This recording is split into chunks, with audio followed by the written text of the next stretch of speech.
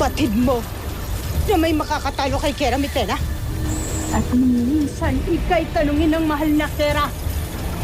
May kakaibang nangyari sa Batis. Hudyat ng iyong pagsisinungaling.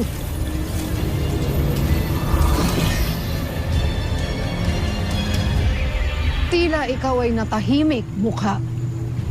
Bakit? Ito na ang huling pagkakataon na ikaw ay aking tatanungin. Ikaw ba ay nagsisinungaling sa akin? Sagot! Hindi, mahal na Kera.